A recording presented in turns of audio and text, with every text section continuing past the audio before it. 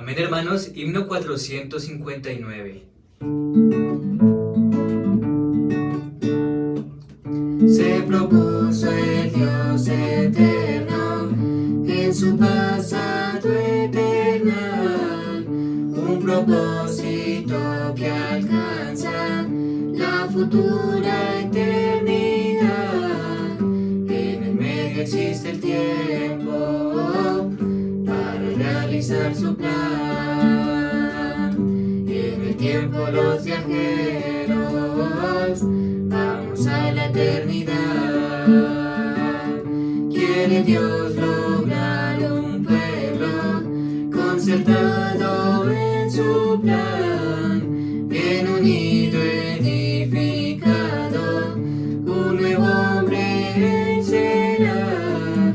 Dios quisiera ese vaso con su vida saturar, nuestro espíritu mezclado con el suyo lo obtendrá.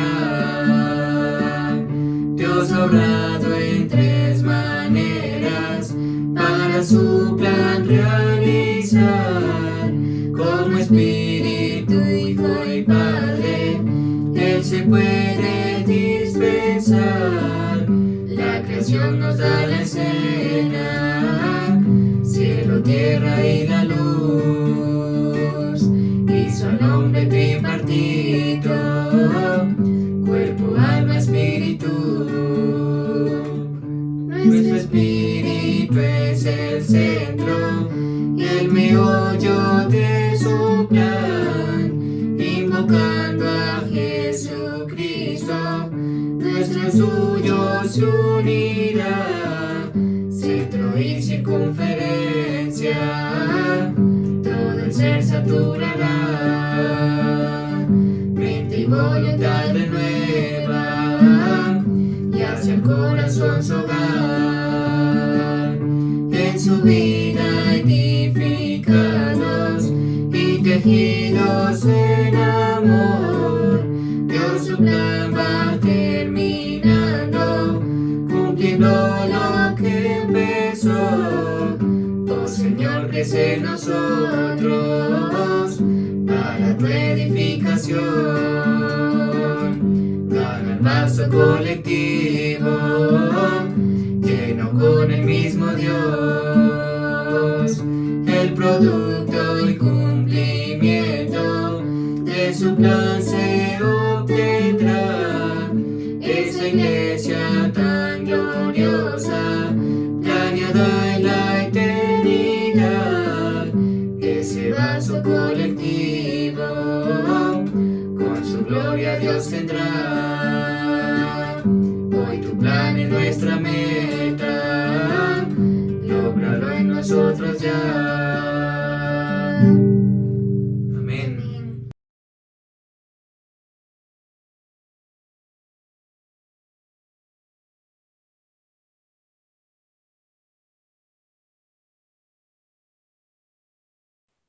Aleluya. Venimos aquí esta noche, Señor, confiando, esperando tu fresca revelación de tu palabra.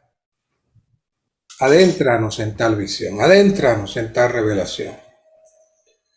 Tu palabra es inmensa, es eterna, es profunda.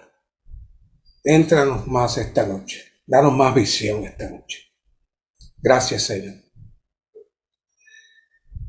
Gloria al Señor, hermanos. Esta noche comenzamos una serie de mensajes de una conferencia muy, muy especial. Y curiosamente son temas que aparentemente conocemos, pero les aseguro que la profundidad que el Señor nos va a estar llevando en todos estos mensajes va a abrir mucho más nuestros ojos espirituales. En Efesios el apóstol Pablo dice que se han abierto los ojos de nuestro corazón. Y cuando hablamos de los ojos de nuestro corazón, estamos hablando de otros ojos. Tengo un querido hermano que siempre escucha estos mensajes, él sabe quién es, y me da mucho disfrute cada vez que él me dice, hermano Mario, no había visto eso antes, pero saben, él es no vidente, pero yo sé lo que me está diciendo. Él está mirando con otros ojos. Y él posiblemente, cuando él me habla, yo sé que él ve muchas más cosas que los que tienen ojos. Entonces, esa debe ser nuestro deseo. Señor, muéstrame no lo que yo veo, sino muéstrame las cosas que no se ven. Con los ojos de mi corazón para ver las cosas espirituales. Esa debe ser nuestra oración. Así que este tema, que se llama la economía de Dios en fe. Todos sabemos lo que es la economía de Dios y todos posiblemente pensamos que sabemos lo que es la fe, pero denle tiempo a estos 8 mensajes y al finalizar ustedes van a decir, bueno, pensaba yo que conocía la economía de Dios y pensaba yo que conocía la fe, pero como les digo, la revelación viene y el Señor va abriendo más su palabra y todos sus misterios. Y cuando hablamos de la economía de Dios, para nosotros es un tema es una expresión muy común. Pero conociendo que estos mensajes también se presentan en la radio, siempre me gusta volver a refrescar un poquito este asunto de la economía de Dios, que es una palabra griega que utiliza el apóstol Pablo varias veces en el Nuevo Testamento, pero cuando los traductores de las Biblias en español traducen esta palabra oikonomía, la traducen dispensación. Y de hecho hay 2 maneras de poder interpretar esa palabra, dispensación. De hecho 3. Esa traducción puede traducirse hasta en 3 maneras. La primera es con relación a la repartición de alimentos, a la administración de alimentar, de nutrir y la organización de repartir alimentos. Se traduce la mayordomía. Hay algunos versículos que traducen mayordomía porque se refiere al que le otorgan la responsabilidad de repartir las riquezas o el alimento. Pablo en un momento dado, como vamos a ver, habla que se le dio la mayordomía, pero es la misma palabra, economía.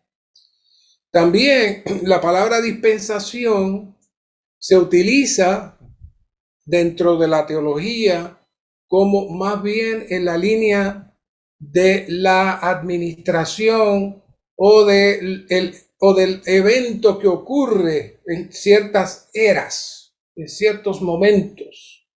Se habla de la dispensación de la inocencia, de la dispensación de la fe, de la dispensación de la gracia y de la dispensación del reino. Y se refiere más bien al proceso administrativo de las eras. Pero hay otra más, que es dispensar algo. Dispensar algo. Relacionado más a la línea de la mayordomía, también se traduce dispensar algo. Y creo que hace mucho tiempo les mencioné que por lo menos de donde yo vengo en Puerto Rico, las ciudades tenían hospitales públicos, eran gratis para el pueblo y le llamaban dispensarios. La gente llegaba allí y la gente automáticamente decía la palabra, voy para el dispensario. ¿Pero por qué era el dispensario? Porque allí se le dispensaba los medicamentos, se le dispensaba la atención médica.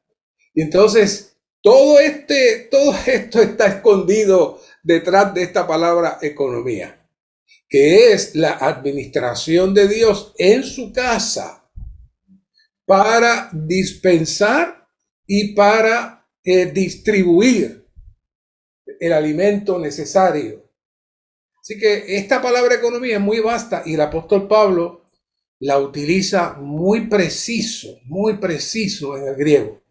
Los hermanos, y si usted no conoce la versión recobro, y vuelvo y digo, estoy hablando no solamente de los santos de Bogotá, sino que sé que esto va para se escucha en la radio. Si usted no conoce la versión recobro, le animamos a que se consiga una excelente traducción, y es, hasta donde yo sé, es la única versión que tiene la valentía de traducir la palabra economía tal y como Pablo la habla en el griego. Es una palabra que si usted sabe un poquito de griego, usted va al griego y va a notar, la va a reconocer, porque tiene muchas de las letras que nosotros podemos conocer como economía. Dicho esto, en Hechos 26:19 vemos la historia de Pablo cuando fue apresado y estaba allí el rey Agripa, y él conversando con él comienza a darle todo su testimonio. De cuando se convierte al Señor, de quién él era, y poco a poco lo va llevando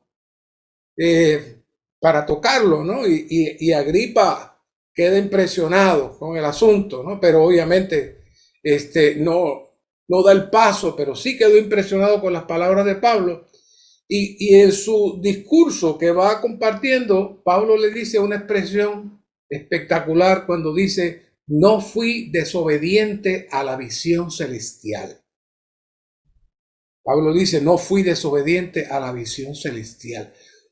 ¿Qué visión celestial? Y luego en Proverbios 29:18, dice: donde no hay visión, el pueblo se desenfrena.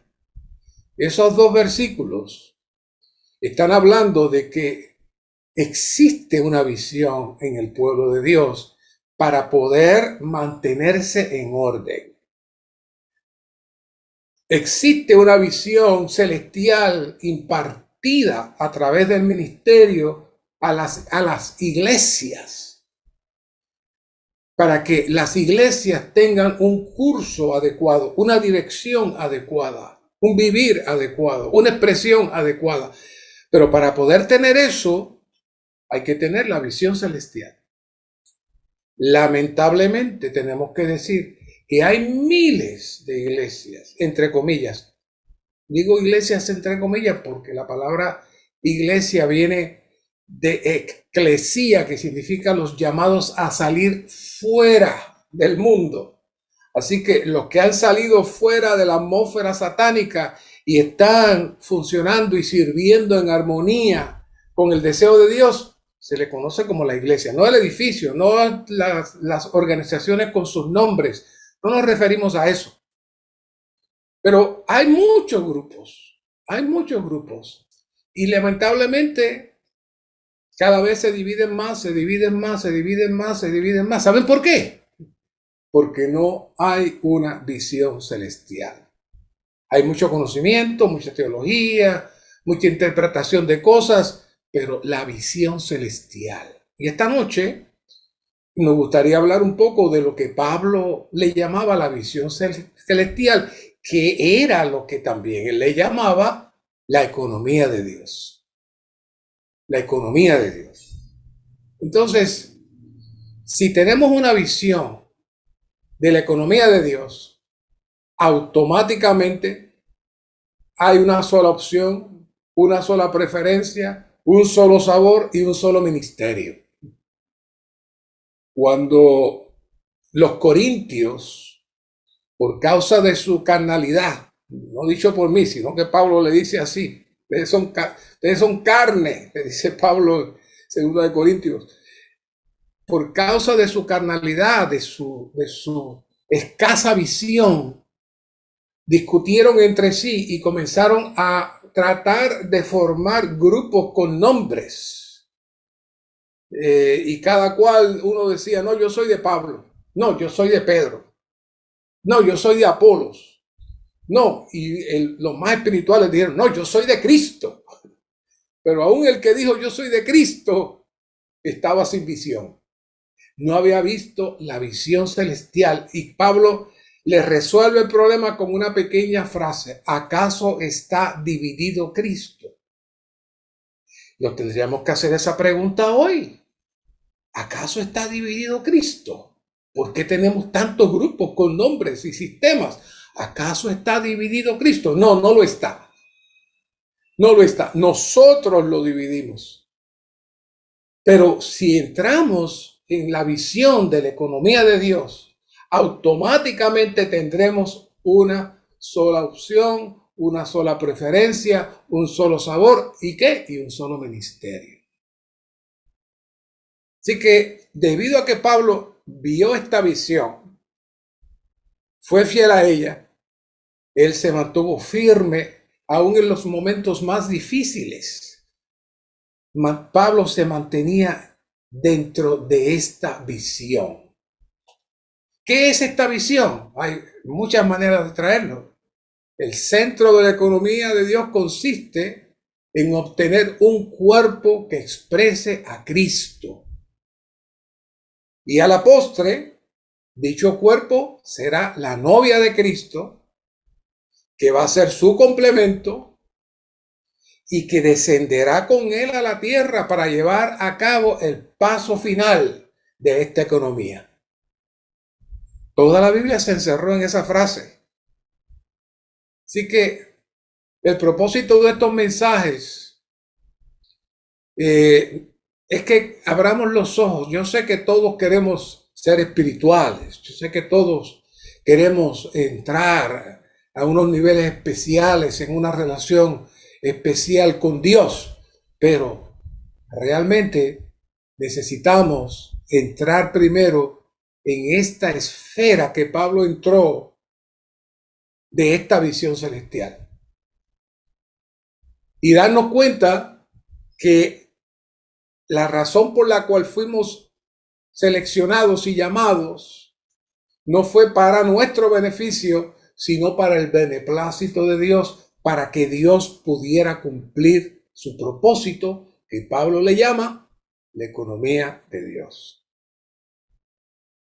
Pablo, hablando con Timoteo 1:3, dice: como te exhorté antes de irme a Macedonia a que te quedases en Éfeso, para que mandases a algunos que no enseñen cosas diferentes, ni presten atención a mitos y genealogías interminables que acarrean disputas, más bien que la economía de Dios, que se funda en la fe. Y de eso vamos a hablar.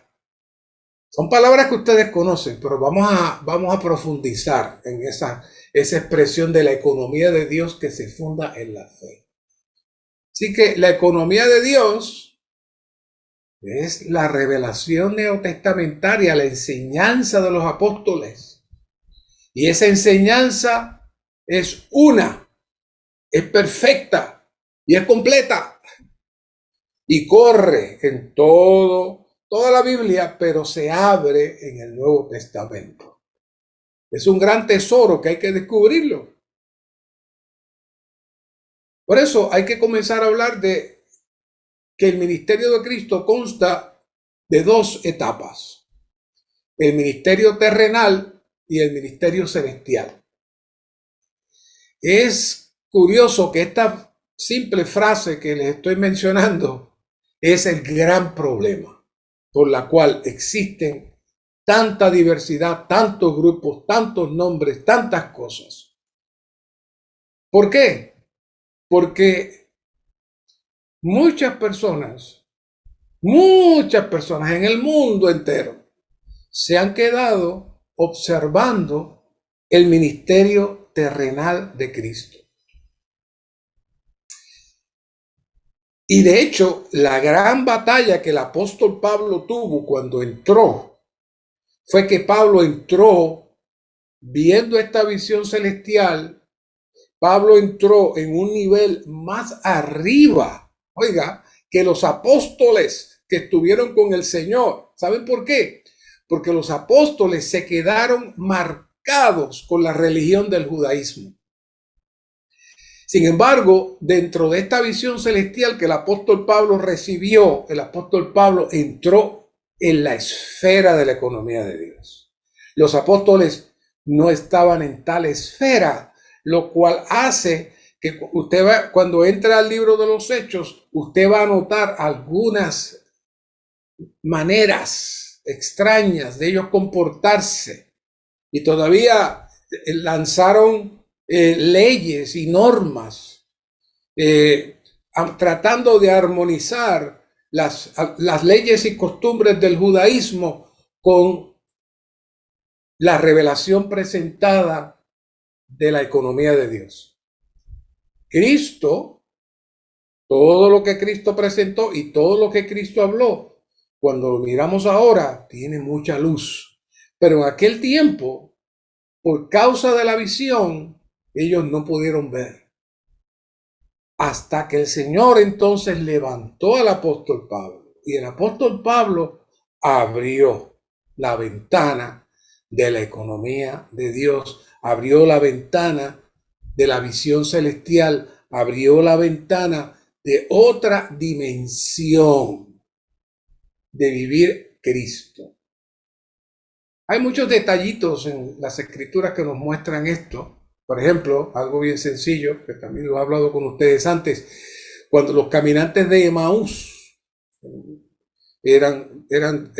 no crean que eran más que 12 discípulos, había muchos discípulos que seguían al Señor. Obviamente habían 12 cercanos, pero había muchos. Y ellos eran uno de esos que caminaban y seguían a Jesús y a los discípulos. Pero cuando el Señor muere, ellos quedan tristes, turbados, y van caminando, hablando de Cristo, y de momento se le une esta persona que empieza a caminar con ellos, y ellos empiezan a contarle todo, y entonces el Señor se queda como que no sabía nada, y ellos le dicen, pero tú eres el único que no sabes nada de lo que pasó, y le empiezan a contar y demás. Y cuando llegan a la casa de ellos, el Señor hace como que se va a ir, y ellos le dicen, no, entra, vamos a seguir compartiendo. Y se sientan en la mesa, y cuando el Señor parte el pan, sus ojos espirituales, los ojos no físicos, los espirituales que hablábamos al principio, se les abrieron y vieron al Señor, y el Señor se desapareció. En ese momento, el Señor comenzó otra dimensión en la vida cristiana. Una dimensión que no se mira con los ojos físicos, sino que hay que tener los ojos abiertos del corazón para poder percibir a este Cristo Espíritu que acababa de entrar en su resurrección. ¿Ve? Hermano, esto que te estoy diciendo, sé que para ustedes es muy sencillo, pero yo les digo que hay muchas personas que esto no lo han visto. ¿Y saben qué pasa? Divisiones tras divisiones tras divisiones. Así que este ministerio terrenal del Señor fue maravilloso, pero el ministerio celestial que está operando ahora es lo que mueve toda la economía de Dios.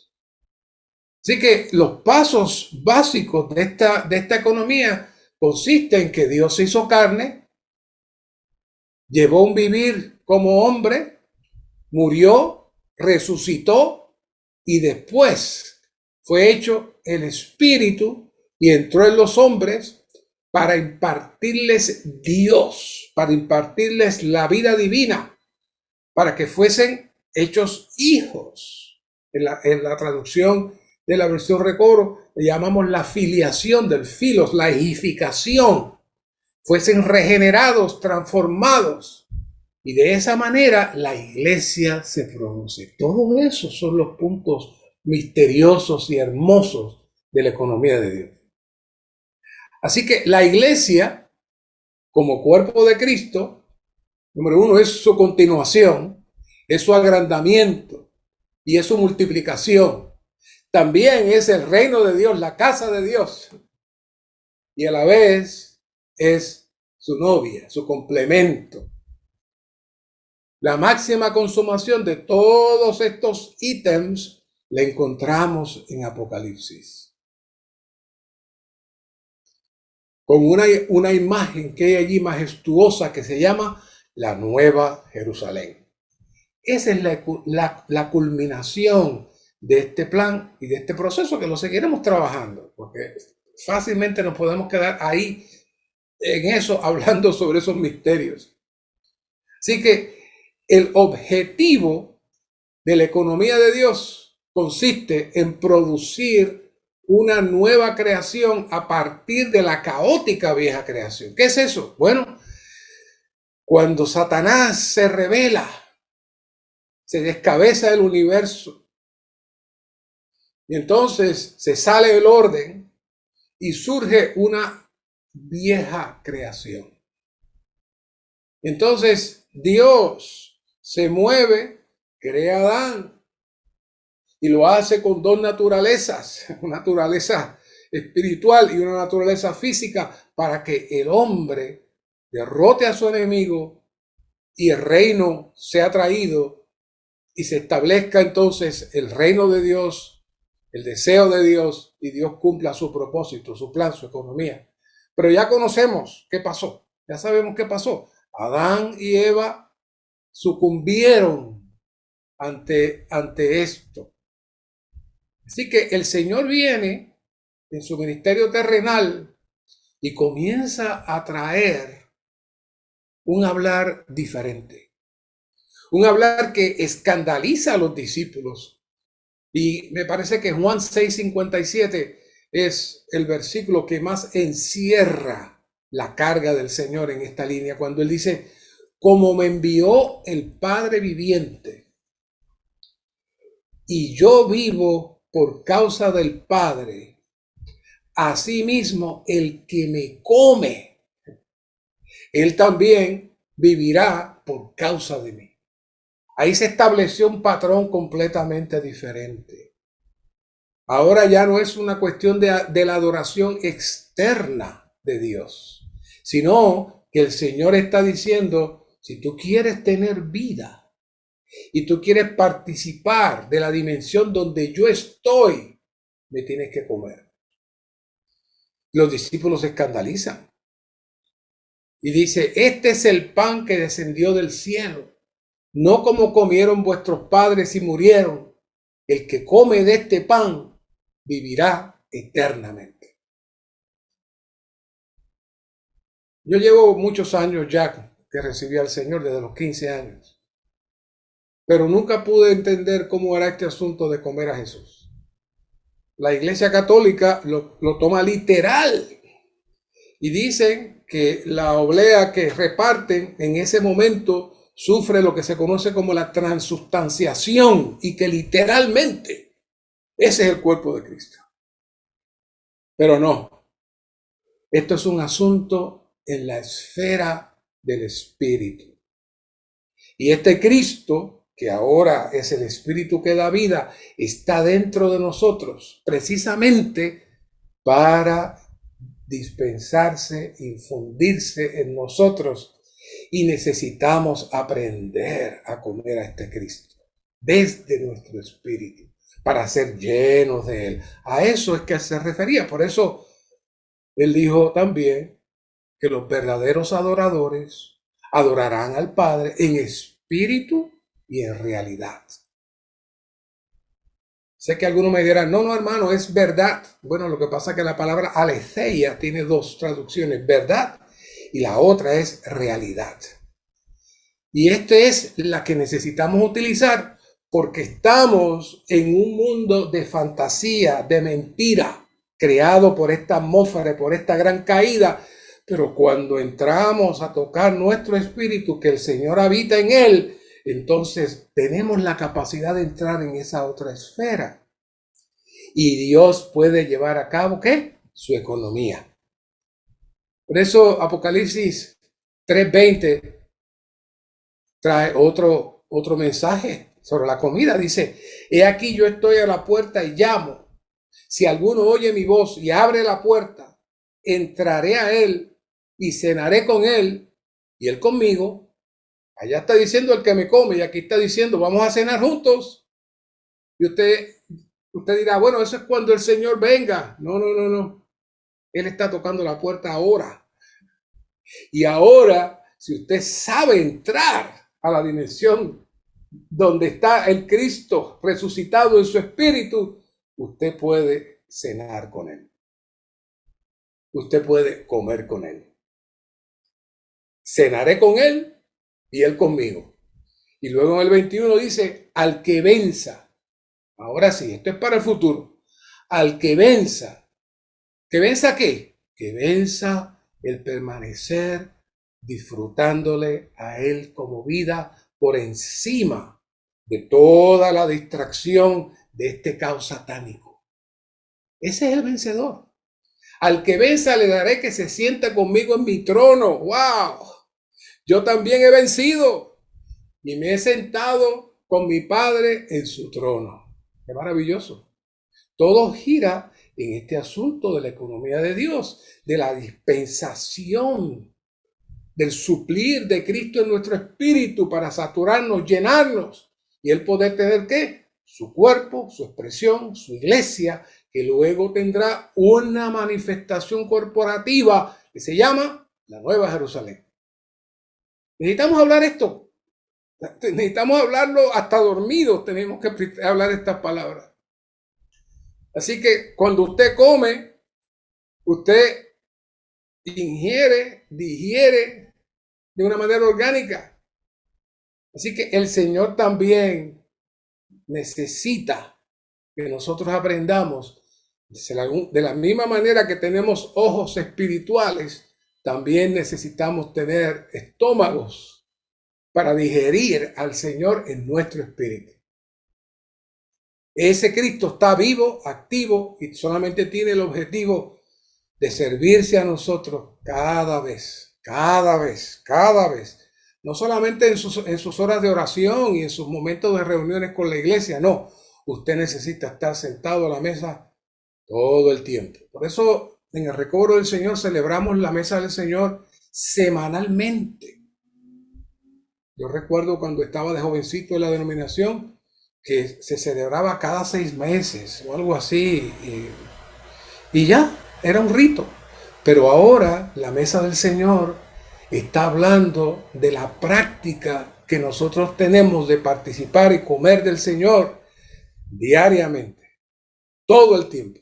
Por eso la celebramos semanalmente como el tipo del principio de la semana en que disfrutamos y comemos al Señor. Así que esta economía tiene un centro. Pablo lo dice aquí en Colosenses 1:27. A quienes dio a conocer, a quien quiso dar, mejor dicho, a conocer las riquezas de la gloria de este misterio de entre los gentiles, que es que Cristo en vosotros, la esperanza de gloria. Ese es el centro de la economía de Dios. Cristo en resurrección ahora está en nosotros. De esa manera, por cuanto Cristo esté en nosotros, podemos participar y disfrutar este Cristo en nuestro espíritu como nuestro alimento, como la impartición diaria y el suplir diario. Y que todos los días necesitamos celebrar cena, celebrar banquete con el Señor y para sentarnos en su trono con Él en la era del reino. Quien no come aquí ahora, quien no aprende a comer aquí ahora, tampoco va a comer allá. Allí usted tiene que tener todo, usted tiene que haber practicado bastante comer bien con el Señor y después puede comer allá. Pero si no come aquí y no aprende a comer aquí, va a necesitar un entrenamiento especial, bastante largo, para poder aprender a comer allá. Pero ahora es el tiempo, ahora es el tiempo. Así que, si se fijaron en el título, la economía de Dios, en la fe, esto tiene 2 partes. Ya les traje la parte de la economía de Dios, pero dice que la economía de Dios se funda en la fe.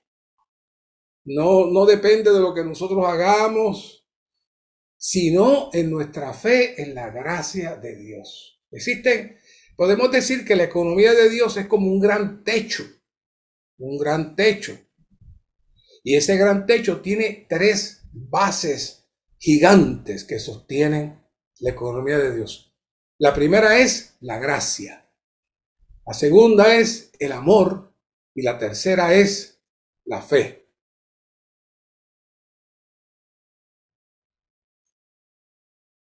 Hace poco tuvimos una conferencia en el mes de febrero. Muchas iglesias no tienen el tiempo de recibirla. Pero esa conferencia realmente, para poder nosotros tocar este tema de la fe, necesitamos primero entrar a hablar un poquito de la gracia. Así que, como yo sé que no pudieron participar de ella, quiero traerles algunos detalles para que podamos hablar de este asunto de la fe. Como le dije, esto es una conexión, una línea. Yo sé que si preguntamos, especialmente a los santos que estamos en el recobro por mucho tiempo, y le preguntamos, ¿qué es la gracia? Muchos santos dirán, la gracia es una persona. Y es cierto, la gracia es una persona. Y si le preguntamos, ¿qué es la fe? Le van a citar, la fe, Hebreos 11:1. Ahora bien, la fe es lo que da sustantividad, lo que se espera, la convicción de lo que no se ve. Y es cierto, está bien. Estas son las dos respuestas que sé que voy a recibir si le pregunto a un hermano que lleva algún tiempo ya en el recobro del Señor.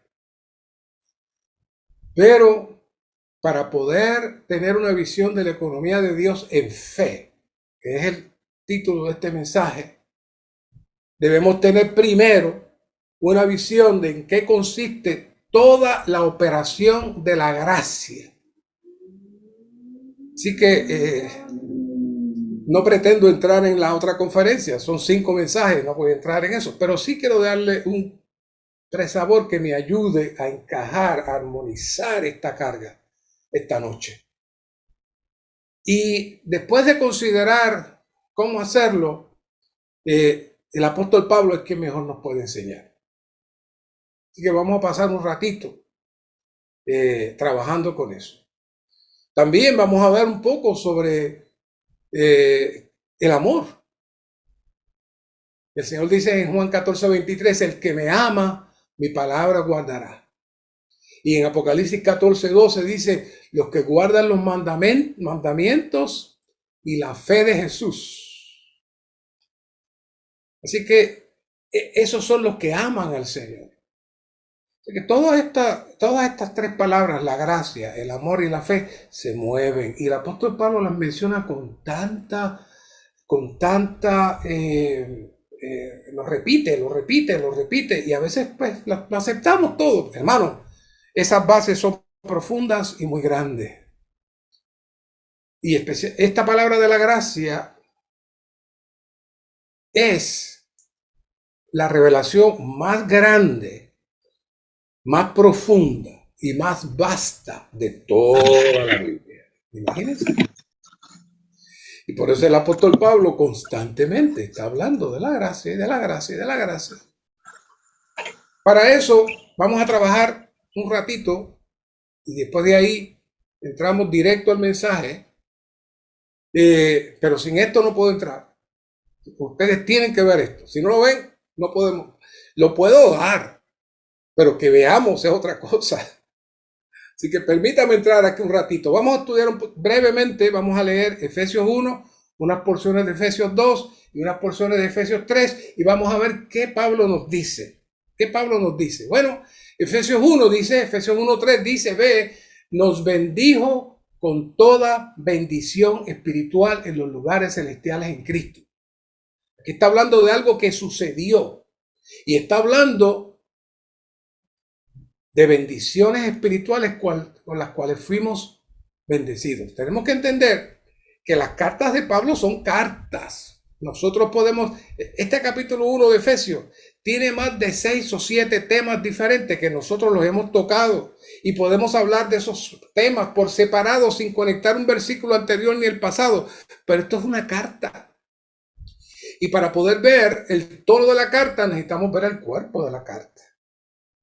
Así que en el 1:4 Pablo dice, en el 1:3 dice que nos bendijo con toda bendición espiritual. En el 1:4 nos va a hablar de algunas de esas bendiciones. ¿Cuáles son? Bueno, según nos escogió en él antes de la fundación del mundo. La primera bendición. Nos escogió. Nos escogió. Hemos hablado sobre eso antes también. ¿Cómo nos escogió? Bueno, Él miró su corazón. Igual que escogió a David, Él miró su corazón. En la presencia de Dios, Dios lo escogió a usted por su corazón. Por eso que usted está aquí esta noche. Si no, estaría viendo televisión o caminando por ahí porque no le interesaría este mensaje. Pero usted está aquí esta noche. ¿Sabe por qué? Porque Dios lo escogió. Número uno, esa es la primera bendición. Número dos, lo predestinó. La segunda bendición. ¿Para qué? Para filiación. La tercera bendición. ¿Qué es la filiación? La vida divina que entra en nosotros y venimos a ser hijos de Dios. Como dice en Juan 1, 12 y 13, no por voluntad de carne, ni por voluntad de varón, sino de Dios. Fuimos engendrados por Dios, dice Juan. ¿Qué es eso? En nuestro espíritu. La vida divina entró en nuestro espíritu. Esa es la tercera bendición. Entonces dice, una vez que usted está en esa dimensión, Pablo dice, para alabanza de la gloria, y aquí entra la palabrita, de su gracia. Oiga, con la cual nos agració. La gloria de su gracia con la cual nos agració. ¿Qué está diciendo Pablo? Todo lo anterior es la operación de la gracia. Todo lo anterior son las bendiciones espirituales dadas a nosotros sin nosotros merecerlas, gratuitamente. Y por eso él dice, para alabanza de la gloria de su gracia. ¿Qué? Porque no merecíamos nada de esas bendiciones que mencioné arriba. No. Fuimos bendecidos, nos escogió, nos predestinó, nos hizo sus hijos. ¿Para qué? Porque esa es la manifestación de la gloria de su gracia y nos agració. Es decir, nos introdujo en la dimensión de su proceso que se llama la gracia. Y luego dice Pablo en el 7, en quien tenemos redención. Y ahí entramos a la otra bendición. Ahí tenemos redención, perdón de los delitos. ¿Y de dónde salió eso? Según las riquezas de ¿qué? De su gracia. Entonces, ¿qué es la gracia? Entonces la gracia no es solamente una persona. Claro que es una persona, porque viene con todas esas riquezas a nosotros, pero la gracia es toda la operación de Dios para lograr ¿qué? Su economía. Apunta eso por ahí. La gracia es toda la operación de Dios para lograr su economía. Y así que cuando usted ve ahora el apóstol Pablo hablando de la gracia, está hablando de todo el proceso de la economía de Dios. No lo digo yo, pero aquí en el 9, dándonos a conocer el misterio de su voluntad según su beneplácito, el cual se había propuesto en sí mismo. ¿Qué es ese misterio de su voluntad? Esa es la economía de Dios, el plan de Dios, el propósito de Dios. Era un misterio, estaba oculto. Y Dios lo reveló. ¿Sabe? Dios se lo reveló a Pablo. Pablo vio toda la operación de la gracia y vio el mover. Vio el mover de la gracia. Ese es el misterio de su voluntad. Y mira la palabra que sale aquí ahora en Efesios 1:10. Para la economía de la plenitud de los tiempos. ¿Qué está diciendo Pablo? Todo lo anterior son las riquezas, son las bendiciones celestiales. Son las riquezas de la gracia que comenzó con la elección, la predestinación, la redención, la regeneración, el perdón de los pecados. Todo eso que es lo que nos bendijo en los lugares celestiales, que se aplica en la gracia, las riquezas de su gracia. Y eso va a culminar con su economía, con su propósito de hacer que en Cristo sean reunidas bajo una cabeza, ¿qué? Todas las cosas. ¿Qué es eso? Porque está descabezado el universo. Y ahora, a través de su economía, por la operación de la gracia, se encabeza todas las cosas. Efesios 2:6. Cambiamos ahora al 2. Y juntamente con él nos resucitó. Ahí está otra vez las bendiciones y nos hizo sentar en los lugares celestiales en Cristo Jesús. Sigue las riquezas, las bendiciones espirituales. ¿Para qué? Para mostrar en los siglos venidores que las superabundantes riquezas de qué? De su gracia, en su benignidad para con nosotros en Cristo Jesús. No sé qué usted pensaba cuando hablaba de la palabra superabundante riqueza de su gracia, pero es toda la operación de la economía de Dios para él lograr su plan. Y esa operación de la economía de Dios para él lograr su plan se conoce como ¿qué? Como la gracia. Por eso dice Pablo en el 8, porque por gracia habéis sido salvos por medio de la fe. Ahí traemos la fe. Vamos a hablar de la fe, porque este tema es la economía de Dios en fe. Pero para poder entender esto, usted tiene que entender qué es la gracia. Si no, estaremos hablando teológicamente correctamente, pero nuestra intención es que usted vea que hemos sido salvos por medio de la fe. ¿Pero por qué?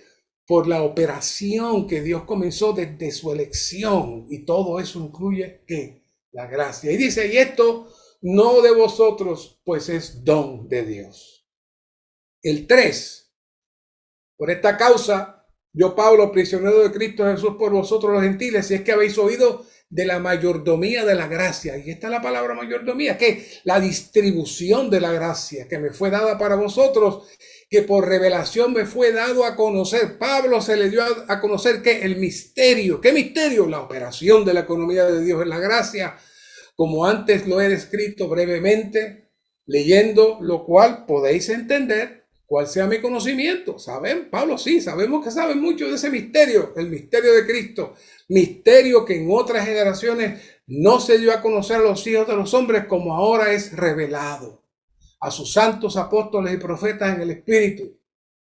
¿Qué fue lo que se reveló? Que en Cristo Jesús los gentiles son coherederos y miembros del mismo cuerpo y copartícipes de la promesa por medio del Evangelio. Los judíos pensaban que no, que eso era más que para los judíos, pero Pablo dice no. Los gentiles entran también a formar parte del cuerpo de Cristo, y yo fui hecho ministro conforme al don de la gracia de Dios que me ha sido dado según la operación de su poder. ¿Qué dice Pablo? La operación de la gracia, que es tan grande, conlleva tantos detalles. Yo me hicieron ministro de eso. ¿Para qué? Para servirse a ustedes. Yo soy su mayordomo y le estoy sirviendo todas esas riquezas a ustedes aquí.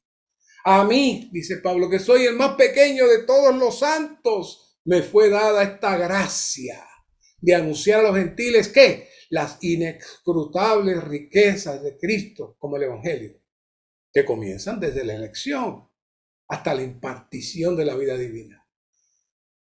Y ahora hay de alumbrar a todos para que vean cuál es la economía del misterio escondido. Se les vengo explicando. Esta es la revelación completa que hemos hablado esta noche, de la revelación del misterio escondido desde los siglos en Dios, que creó todas las cosas. Se las estamos sirviendo aquí a ustedes. ¿No es maravilloso? Gloria al Señor.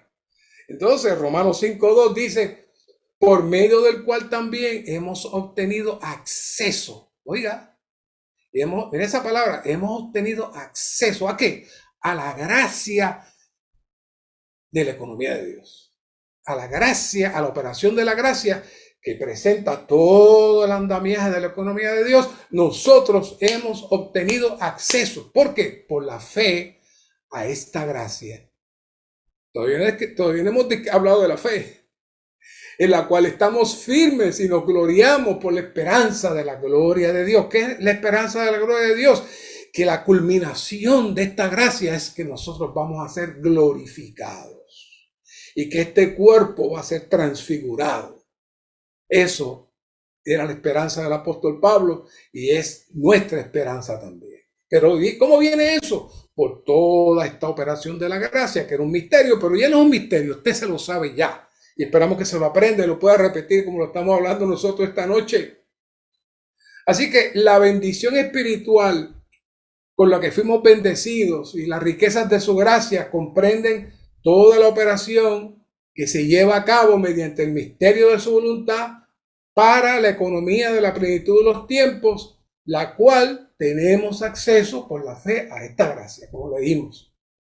Ahora, como dijimos, ciertamente esta gracia que llega a nosotros es una persona, porque en el Antiguo Testamento la palabra gracia no aparecía, pero la operación de la gracia ya estaba. Pablo en Efesios 1 amarra a la gracia desde la elección nuestra y la sigue moviendo hasta la regeneración y hacernos parte del cuerpo de Cristo. Pablo amarró los dos hilos, pero donde realmente se vio la gracia, la trajo Juan.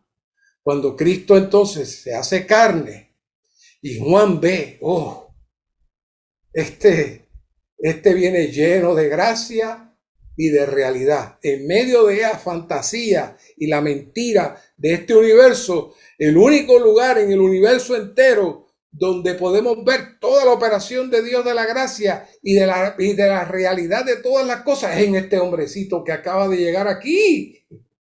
Juan lo vio.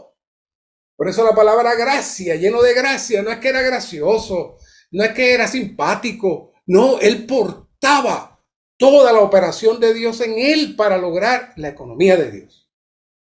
Pero no desde la esfera mundana, sino desde la realidad de todas las cosas. Él era la realidad de todas las cosas. Así que este asunto de la riqueza de la gracia no es tan simple, porque es toda la operación de Dios en su economía. Y como vimos, cuando Juan ve al Señor en Juan 1:16 dice, porque de su plenitud recibimos todos y gracia sobre gracia. ¿Qué es eso? Porque ahora Él no solamente llegó aquí a predicar, Él vino a dispensarse. Y en eso consiste la economía de Dios. Dios dispensarse a sí mismo en el hombre para constituir al hombre de sí mismo. Y esa operación y esa dispensación es la operación de la gracia. Así que todos los pasos de esta economía, desde que Cristo se hizo hombre hasta que fue glorificado, es la operación de la gracia para lograr ¿qué? La economía de Dios. Así que por eso Pablo decía, él estaba claro, decía 1 Corintios 5:10, no yo, sino la gracia de Dios conmigo. ¿Qué? La operación de la gracia de Dios es quien está haciendo todo esto. Yo no tengo nada más. Yo no tengo nada más que el rico suministro que llega a mí.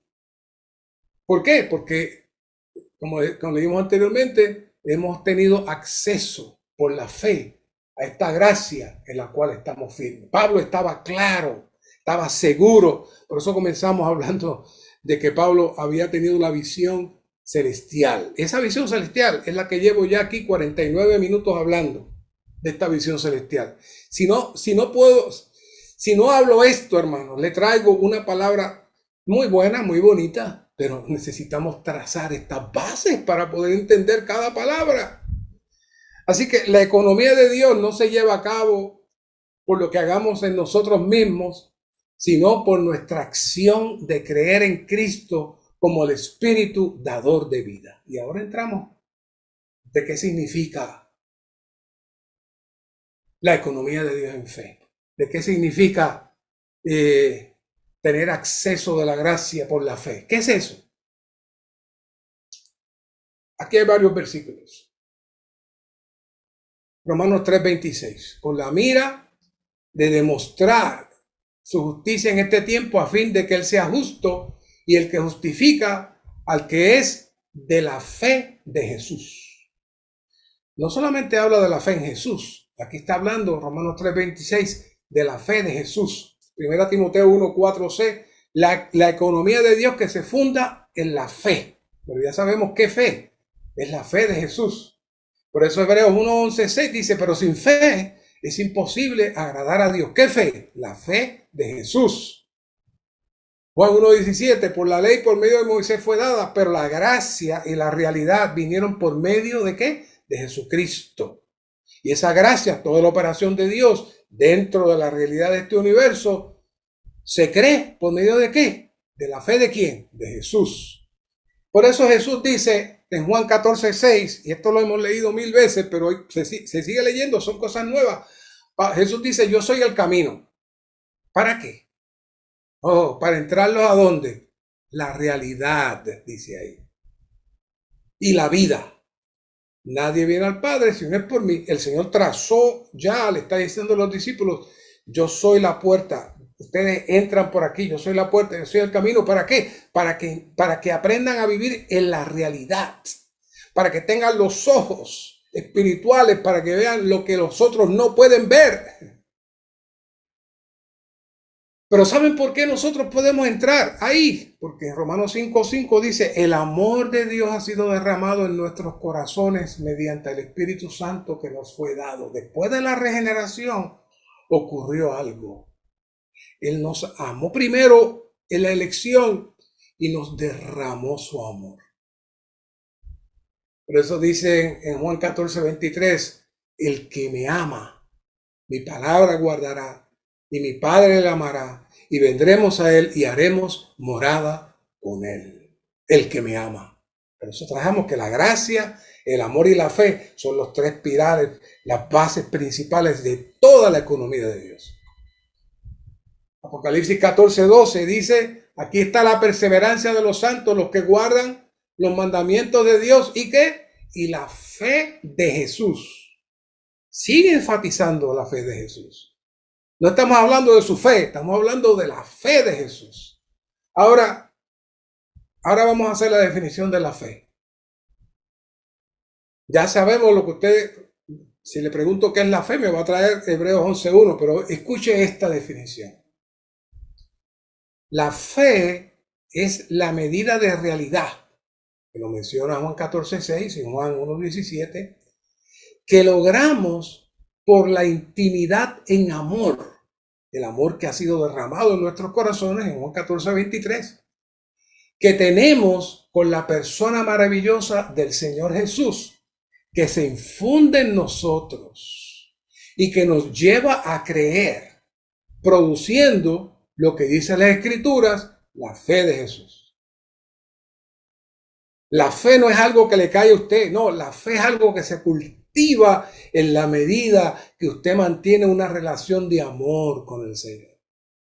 En la medida que usted recibe al Señor, es uno con el Señor, orgánicamente con el Señor lo satura, y mientras más lo satura, más usted lo ama, porque el amor de Él ha sido derramado en nosotros. Y entonces, cuando usted pasa mucho tiempo con una persona y usted le pierde, ya no tiene dudas de esa persona, y usted se siente bien con esa persona, y usted confía de esa persona le ha impartido a usted la confianza, que es lo que se supone que suceda en el matrimonio. Por eso dice en Génesis 2:24, y los dos serán ¿qué? Una sola carne, serán una sola entidad. ¿Por qué? Porque han entrado en esta relación de intimidad en amor, que es la misma relación de Cristo con la iglesia. Así que la fe es sencillamente el efecto de amor de nosotros con el Señor, el cual imparte su realidad en nosotros y creemos. ¿Creemos qué? Todo lo que le he estado hablando en estos 55 minutos pasados. Sin experimentar a Cristo como nuestra realidad, podemos tener deseos, esperanzas, anhelos, pero ¿saben qué, hermanos? Todo eso no es fe. Recuerdo a mi querida madre que siempre decía, yo tengo fe de que tal cosa va a pasar, yo tengo fe de que eso se va a suceder.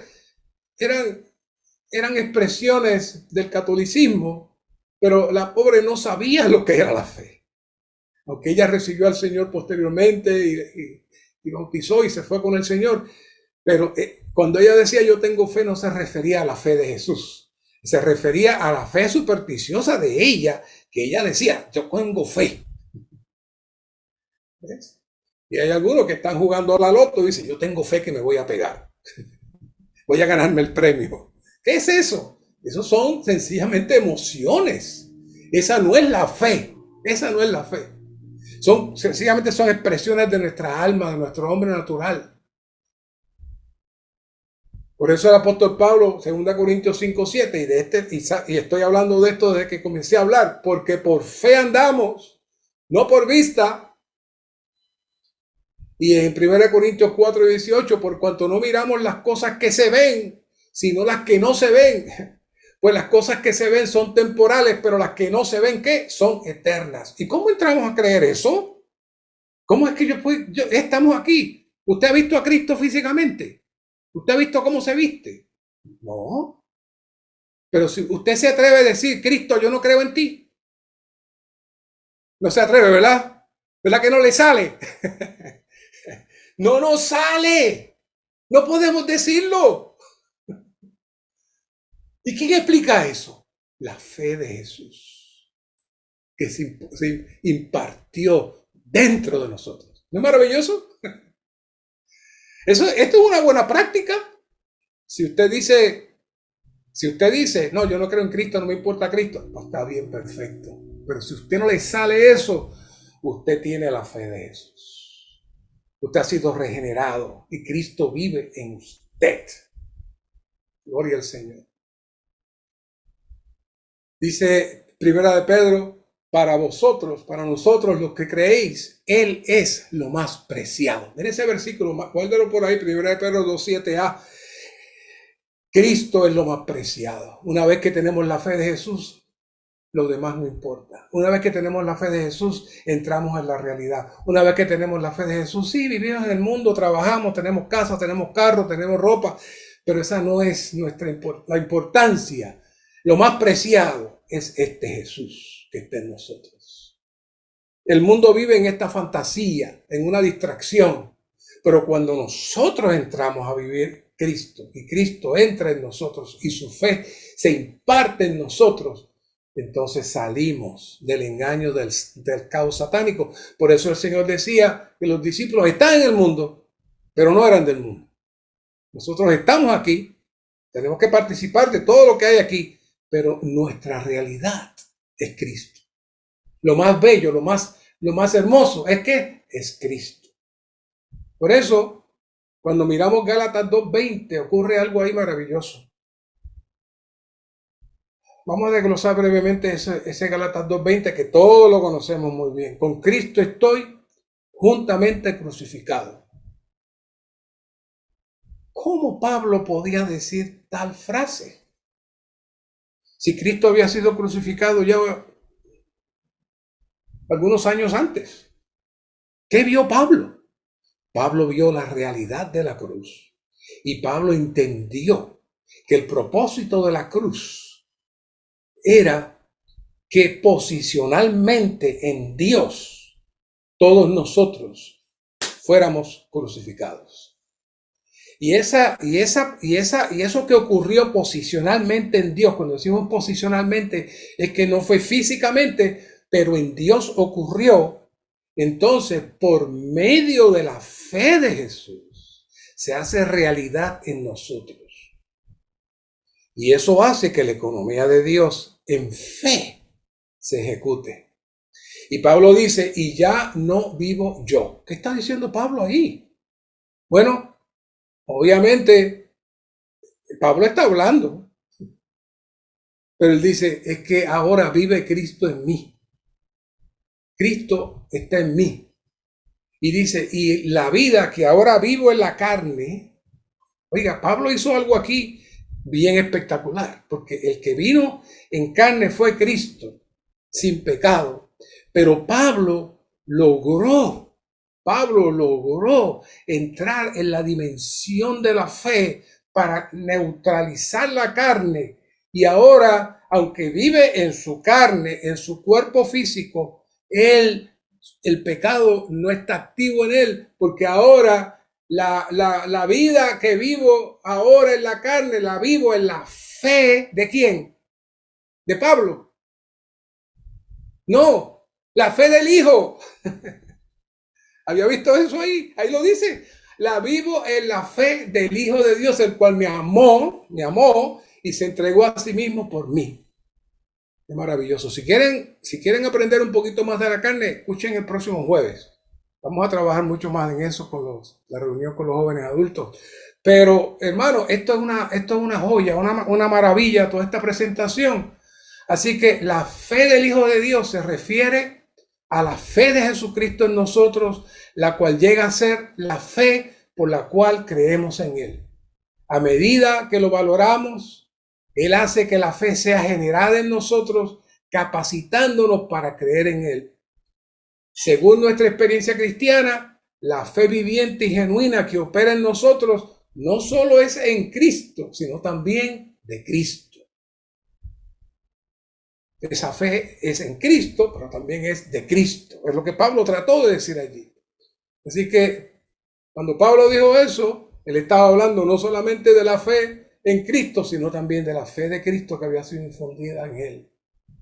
Así que la fe no solamente está relacionada con el Cristo que ha sido infundido en nosotros, sino también con el Cristo que se infunde continuamente en nosotros. A esto se refiere el que se sienta a la mesa conmigo, yo ceno con él y usted conmigo. A esto se refiere el Señor, el que me come vivirá por mí. Ese cenar, ese comer, ese mantenernos disfrutando al Señor como nuestra vida, es lo que mantiene ¿qué? El fluir de la fe de Cristo. A medida que Cristo opera en nosotros, Él llega a ser nuestra fe. Esta fe es de Él y también en Él. Este es el secreto para experimentar a Cristo, el cual vive en nosotros. Así que Pablo vivía por la fe que es en el Hijo de Dios y que es del Hijo de Dios. Así que la fe que necesitamos, no solamente la fe en el Hijo, sino que la fe que necesitamos es la fe que se imparte por el Hijo. ¿Cómo? Por el amor. Necesitamos decirle, Señor, te amo. Señor, tú eres lo más precioso.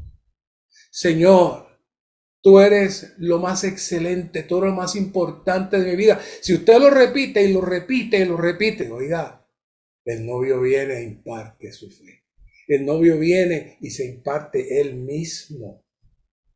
Y entonces usted empieza a creer. Todas las bendiciones espirituales que fueron impartidas en nosotros, que comencé a hablar hace 1 hora y 3 minutos, pues todo eso se hace real en usted, pasando por la cruz de Cristo, la resurrección de Cristo, la impartición de Cristo, ¿no? El proceso de la unción que lo va santificando y lo va llevando finalmente a la esperanza de ¿qué? La esperanza de la gloria de Dios. Esa es nuestra meta, ese es nuestro trabajo y esa es el tema central, grueso, de este gran título, La economía de Dios en fe. Gracias, Señor, por esta palabra, gracias, Señor, por esta revelación maravillosa. Permite que esta palabra no quede vacía, sino que pueda ser de vida, de impartición, de realidad en cada uno de los santos que la escuchan en estos momentos y a los miles otros que las estarán escuchando posteriormente. Gracias, Señor. Amén. Amén.